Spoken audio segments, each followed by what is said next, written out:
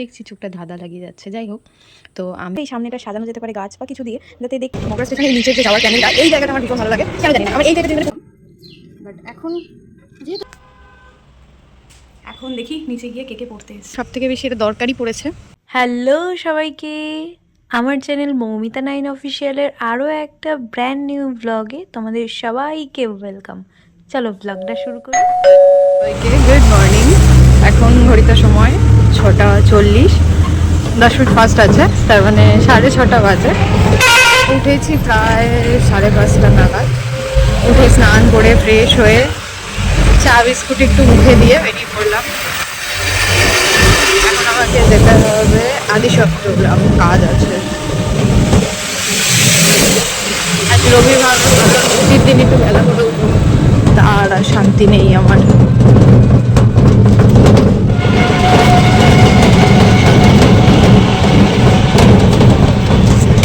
মগরা স্টেশনে এই নিচের যে যাওয়ার ক্যানেলটা, এই জায়গাটা আমার ভীষণ ভালো লাগে।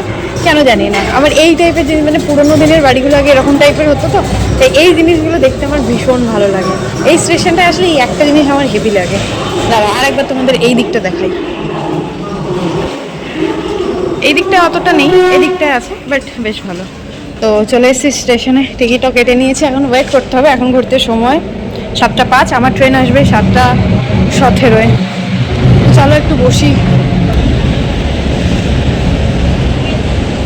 ট্রেন তো নামিয়ে দিয়ে চলে গেল। এখন ম্যামের জন্য অপেক্ষা করতে হবে কখন তিনি আসবেন।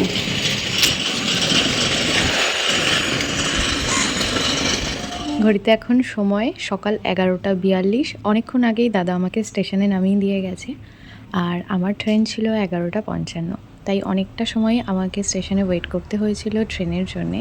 আর যেহেতু ম্যামের কাজ ছিল, তাই কী কাজ সেটা আর ইন ডিটেলস তোমাদের সাথে শেয়ার করলাম না। ছিল মেকআপের কাজ, ম্যামকে একটু হেল্প করে দেওয়ার ছিল। তো যেহেতু লোকেশনটা আমার বাড়ি থেকে কাছে ছিল, তাই আমি এসেছি। খুব একটা দূরের কাজ আমি নিই না, লোকেশন বুকিং নিলেও আমি কাছে পিঠেই নিই। ট্রেনে ট্রাভেল করে যদি লোকেশনটা স্টেশন থেকে 2-1 মিনিট বা 5 মিনিটের দূরত্ব হয়, তবেই আমি নিই, না হলে নিই না। তো বাড়ি এসে ঝটপট রেডি হয়ে চলে এসেছি। গত দিনের ব্লগে তো তোমরা দেখেছো আমাদের পাশের বাড়িতে নিমন্ত্রণ আছে গৃহপ্রবেশে। তো বৌদিরা এই ঘরটার ডিজাইনটা এমন করেছে, একবার দেখে আমার ভীষণ ভালো লেগেছে। পরে যখন দেখছি চোখটা ধাঁধা লাগিয়ে যাচ্ছে। যাই হোক, তো আমি, মা, বোনু আমরা 3জনই চলে এসেছি। আজ রবিবার, ঘড়িতে সময় এখন 6:46, 31 তারিখ। সকালে তো ম্যামের সাথে একটু কাজ ছিল, বেরিয়েছিলাম। আর আসার পর তোমাদের আসার পথে আর কিছু শেয়ার করা হয়নি। ভীষণ ক্লান্ত হয়ে পড়েছিলাম আমি।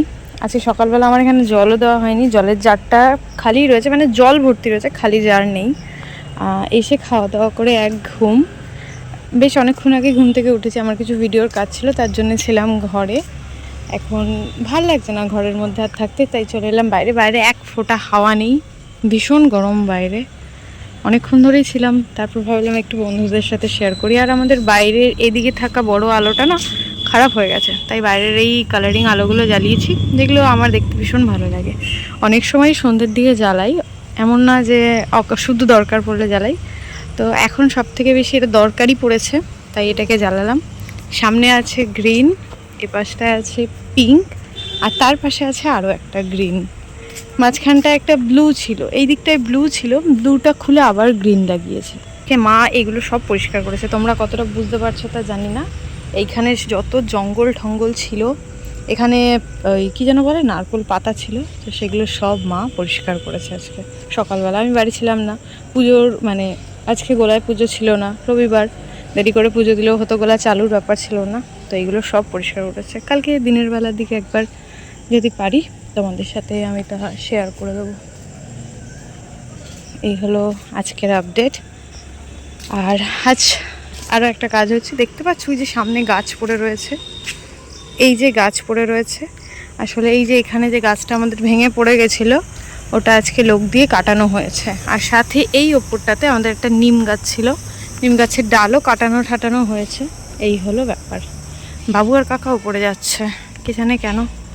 ওই দেখো উপরে যাচ্ছে না, উপর থেকে নামছে তা জানি না। এখানটা আমাদের পুরো ফাঁকা হয়ে গেছে।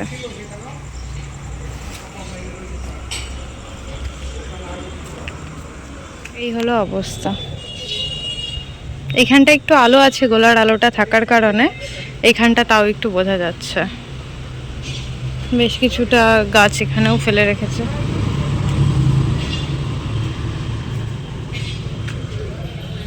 এত পরিমাণে নিমের গন্ধ বেরোচ্ছে এখানটা থেকে যে দাঁড়ানো যাচ্ছে, মানে তেতো গন্ধটা কেমন যেন। আর বাইরে এক ফোঁটা হয়নি, কোনো গাছের পাতা নড়ছে না, কিছু নড়ছে না যে বাইরে দাঁড়াবো একটু হাওয়া পাবো বা কিছু। কি আর বলি। ভর দুপুরবেলা বাড়ি ফিরে আর তারপর আবার নিমন্ত্রণ বাড়ি যাওয়া হয়েছিল, সেখানে বেশ ভালোই খাওয়া দাওয়া হয়েছে। তো সেই জন্য আজকে রাতের ডিনারটা একদম সিম্পল করছি একটা রুটি আর তার সাথে সাদা আলুর তরকারি। এই হলো আমার সানডে সারাদিনের গল্প। তোমাদের কেমন লাগলো তা জানিয়ে যাও। যারা নতুন আছো লাইক শেয়ার সাবস্ক্রাইব করো। এইভাবেই তোমাদের সাথে আমার গল্প হতে থাকবে। ভালো থেকো সবাই। হ্যালো, কেমন আছো সবাই? আজ অনেক দিন পর এইভাবে একটা ব্লগ তোমাদের সাথে শেয়ার করছি। খুব একটা আমি আমার সকালবেলার কোনো রুটিন তোমাদের সাথে শেয়ার করি না। প্রত্যেকটা দিন সকালবেলা ঘুম থেকে উঠে ঘর ক্লিন করাটা আমার অন্যতম একটা কাজ। প্রায় সব ঘরগুলোই ক্লিন করা হয়ে গেছে, চলে এসেছি বাইরে। এখন বাইরের এই সিঁড়িটা ক্লিন করতে হবে। অনেক দিন ধরে ভাবছি আমাদের বাইরের এই জায়গাটা একটু সুন্দর করে কিছু গাছ দিয়ে সাজাবো। আমাদের বাড়িতে অনেক গাছ আছে, এমন নয় যে গাছ নেই, কিন্তু সেগুলো বাহারি নয়, সেগুলো অনেক বড় বড় গাছ, যেমন শাল, সেগুন, মেহগুনি। ওগুলো দিয়ে তো আমি কিছু করতে পারবো না। আর যেগুলো গাছ আছে, যেমন দেখো এই যে চোখের সামনে একটা নীলকণ্ঠ গাছ রয়েছে, আমার বাবুর বক্তব্য অনুযায়ী ঘরের সামনে কোনো লতানো গাছ বা কাটা গাছ রাখা যাবে না। তো সেই কারণের জন্য না আমি ভেবেছি এখানটা একটা গেট টাইপের করব, সেটাও করতে পারছি না। এখন ভাবছি যে কিভাবে এই সামনেটা সাজানো যেতে পারে গাছ বা কিছু দিয়ে, যাতে দেখতে ভীষণ সুন্দর লাগবে। কারণ একটা বাড়ির সামনের সৌন্দর্যটাই সব থেকে বড় কথা। অনেক কঠিন কঠিন কথা তোমাদের সাথে শেয়ার করলাম। যাই হোক, তোমরা সবাই আমার এই ভিডিওটা কোথা থেকে দেখছো সেটা কিন্তু অবশ্যই কমেন্টে জানিও। আর যারা আমার চ্যানেলে নতুন আছো চ্যানেলটাকে সাবস্ক্রাইব করে নাও, পাশে থাকা বেল বাটনটা বাজিয়ে দাও, যাতে পরবর্তীতে আসা সকল নতুন ভিডিওর নোটিফিকেশান তোমরা সবার আগেই পেয়ে যাও। এখন ঘড়িতে সময় হবে সকাল 7:20। আমার কেউ পড়তে আসেনি, আমি এসেছি স্নান সেরে আগে ঠাকুর ঘরে। মায়ের সকালবেলার পুজো সারা হয়ে গেছে, আর তার সাথে আমার জন্য এর উপর একটা আংটি বানানো হয়েছে। তো মা এটা পুজো করে রেখেছে, এটা এখন নেব, নিয়ে পরবো। তারপর ছাদ বাগানে যাব, তোমাদের সাথে ছাদ বাগানের গাছেদের সাথে দেখা করাবো। আংটিটা এই হাতে পরে নিয়েছি, আর এদিকে ফ্যানটা চালিয়ে দিলাম যেহেতু ভীষণ পরিমাণে গরম। এখন চলো যাই ছাদ বাগানে। কি পরিমাণ রোদ রয়েছে, বাপরে বাপ। আগে সকালে জল দিতে আসতাম, এখন খুব একটা আসি না, কিন্তু বিকেলবেলা যখন আসি আমার এই নীলকণ্ঠ গাছটা পুরো শুকিয়ে থাকে। তাই বিশেষ করে এনাকে জল দেওয়ার জন্য আজকে সকালবেলা আরও ছাদ বাগানে আসা, কারণ আমি জানি আমি সকালে দিয়েছি আর দিতে হবে না, এটা থাক, জলটা টানলে আবার দেবো। এই হলো বক্তব্য। আর এই গাছটা লাস্ট 2 বছর আমি আমার টবে বসিয়েছি, ফাইনালি এখন কুড়ি এসছে। একটা কুড়ি কত বড় হয়েছে দেখো। এখান থেকে 2টো ফুল তুলে নিই, পুজো দেবো। ঠাকুরটা মাঝখানে আছে।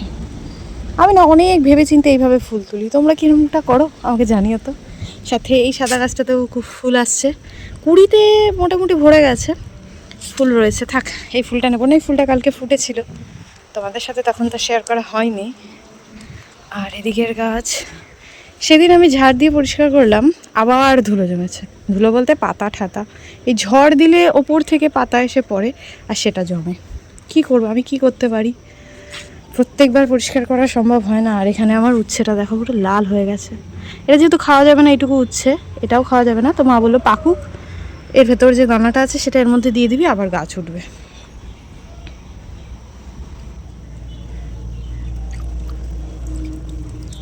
বেশি জল দিতে হবে না।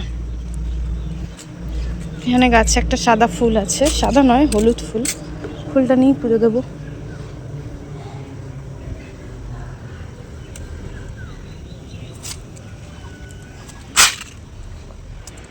এই যে ওপর ঘরের সাথে নিচের বাগান থেকে কয়েকটা ফুল তুলে আনলাম, সেটা দিয়ে সুন্দর করে সাজিয়ে পুজোটা আমি সেরে নিলাম সকাল সকাল।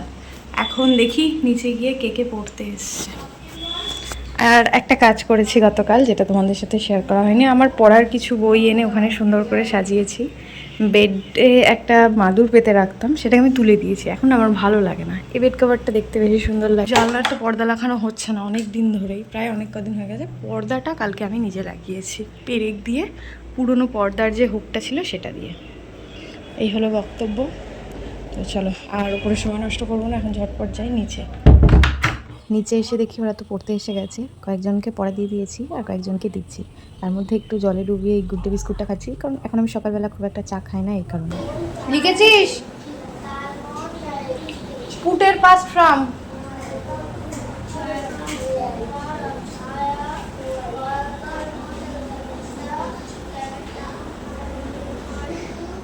ওই যে জল বিস্কুট খাওয়ানোর পর পড়াতে বসলাম, তারপর থেকে কারেন্ট অফ। আসছে কারেন্ট, যাচ্ছে কারেন্ট, এই চলছিল। তো আজকে ওপর ঘর থেকে আবার ওদেরকে নামিয়ে এনেছি, নিচে বসে পড়াচ্ছিলাম। আর তার মধ্যে লাস্টে এই দুটো স্টুডেন্ট বের করেছিল কাঠি বাজনা বাজানোর জন্য। ওরা ব্যায়াম শেখে, ওখানেই বাজনা শেখায়। তো ওদেরকে পড়িয়ে ছেড়ে দিয়েছি। আজ সকালের টিফিনে আমাদের বানানো হচ্ছে বাড়িতে লুচি। আমি মাকে বলেছি একটু লুচি আর আলুর তরকারি করো। আমাদের আজকে সকালের টিফিন হলো, এখানে মা করেছে লুচি। লুচি করার কারণ হলো, খুব একটা আমি সকালবেলা এখন লুচি খাচ্ছি না। আগে লুচি খেতে খুব ভালোবাসতাম, এখনও ভালোবাসি, কিন্তু খুব একটা খাই না। তো আমি এই জন্য লুচি খাচ্ছি।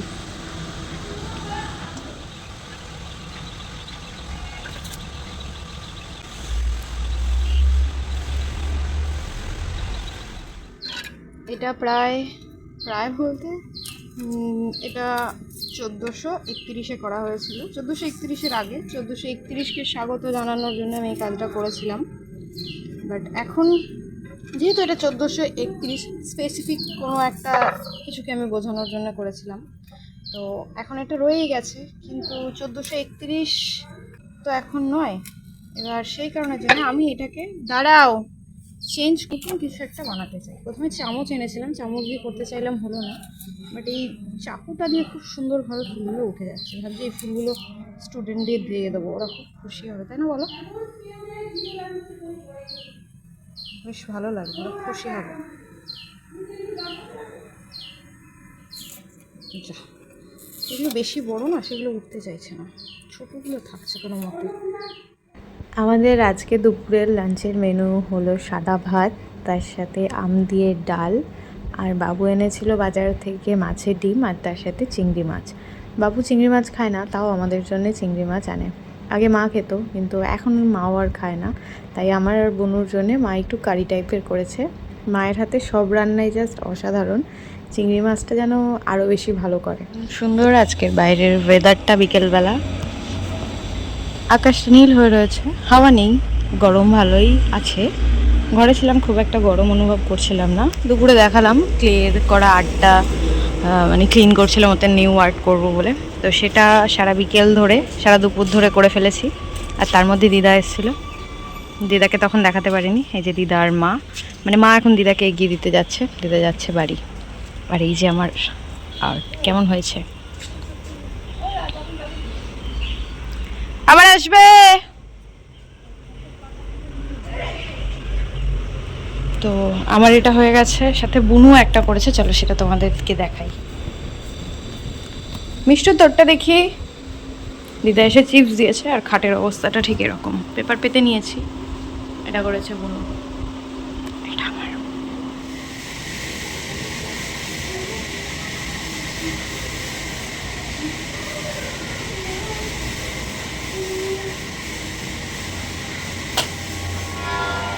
এত পরিমাণে গরম, ফ্যানটা না চালিয়ে থাকা যাবে না। এটা যেহেতু ওপরের ঘর, ওপাশে জানলা থাকলেও ভীষণ পরিমাণে গরম আসে।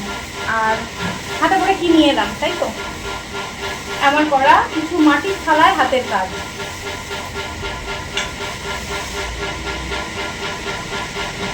এটা সম্পূর্ণটা বুড়ো করেছে, পুরোটা, একটু আমি করিনি, পুরোটাও।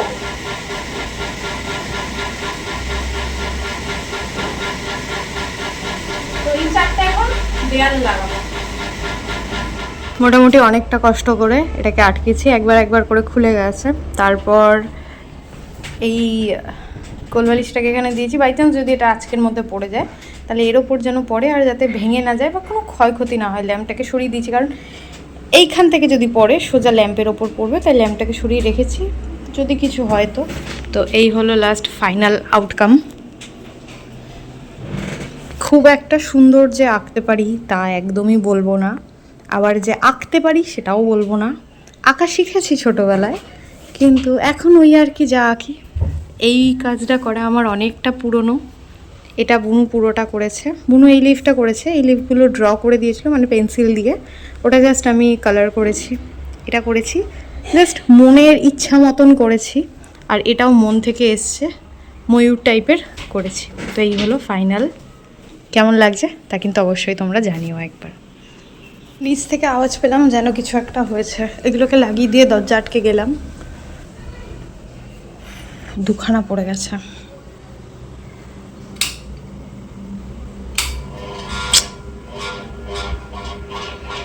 এগুলো অন্য কোনোভাবে আমাকে আটকাতে হবে, তার মানে। দিদা তো চলে গেছে, আমি চলে এলাম গাছে জল দিতে। হাতের অবস্থা খুব খারাপ, এখনও পরিষ্কার করা হয়নি, তো জল নিয়ে এসেছি। চলো গাছগুলো জল দিয়ে নিই আগে।